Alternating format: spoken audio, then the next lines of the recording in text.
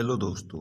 तो आज आपके लिए रुतबा भाई आपके लिए फाइनेंस की नॉलेज लेके आए हैं। आज हम आपके बारे में फाइनेंस इंडस्ट्री के बारे में बात करेंगे। तो आइए चलिए शुरू करते हैं। तो पहले हम शुरू करते हैं फाइनेंस इंडस्ट्री के बारे में। एजुकेशन एंड स्किल डेवलपमेंट होनी चाहिए। अगर आपको फाइनेंशियल फिनटेक कंपनी खोलनी है या उसके बारे में आपको पूरी रिसर्च करनी है तो आप अकाउंटिंग फील्ड से होने चाहिए। ऑनलाइन कोर्सेस आपको सीखने चाहिए। डिजिटल टूल्स के बारे में सीखना पड़ेगा और आपको लेटेस्ट ट्रेंड जो टेक्नोलॉजी फाइनेंस इंडस्ट्री में चल रहा है उस ब्लॉकचेन को आर्टिफिशियल इंटेलिजेंस की मदद से आपको देखना पड़ेगा। मशीन लर्निंग देखनी पड़ेगी, न्यूज़लेटर देखने पड़ेंगे, ब्लॉग देखने पड़ेंगे और अटेंड वेबिनार करना पड़ेगा। जो फाइनेंस इंडस्ट्री फिनटेक कंपनियां होती है वो काफ़ी आगे निकल चुकी है। उसमें आपको कम से कम 14 साल का एक्सपीरियंस चाहिए जब तक कि आप कंपनी खोल सकते हैं। डिजिटल टूल्स एंड सॉफ्टवेयर की बात करें, अगर आप टेक्नोलॉजी में बात करें, फेमिलियराइज योरसेल्फ। और जो डिजिटल टूल्स यूज होते हैं फाइनेंस में वो मॉडलिंग सॉफ्टवेयर हो गए जैसे data analytic platform, trading platform, practice using tool like Excel, terminal to analyze financial data. अगला online research and learning leverage. Online research की बात करें तो ई बुक्स मिलती है, ट्यूटोरियल्स मिलती है, वीडियो मिलते हैं फाइनेंस के ऊपर। आप उनसे भी काफ़ी सारी चीज़ें सीख सकते हैं। और अगर नेटवर्किंग की बात करते हैं अपन तो आपको ऑनलाइन फाइनेंस कम्युनिटीज़ बनी हुई है सोशल मीडिया ग्रुप में, उनसे आपको जुड़ना पड़ेगा। प्रोफेशनल इंडस्ट्री में नेटवर्क आपको प्रोवाइड करता है वैल्यूबल इनसाइड करियर जिसमें पोटेंशियल जॉब अपॉर्चुनिटी भी होती है।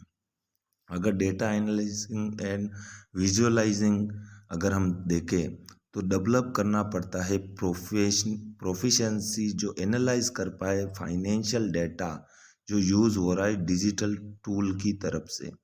और क्रिएट करना है मीनिंगफुल विजुअलाइजेशन एंड रिपोर्ट जिससे असिस्ट हो डिसीजन मेकिंग प्रोसेस में आसानी हो।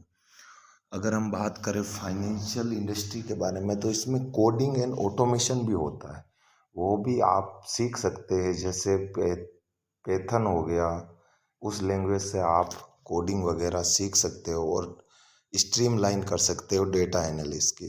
अगर इकोनॉमी की बात करें तो आप online database and research platform को स्टडी कर सकते हैं इकोनॉमिक ट्रेंड जो फाइनेंशियल मार्केट और इंडस्ट्री रिपोर्ट पे होते हैं।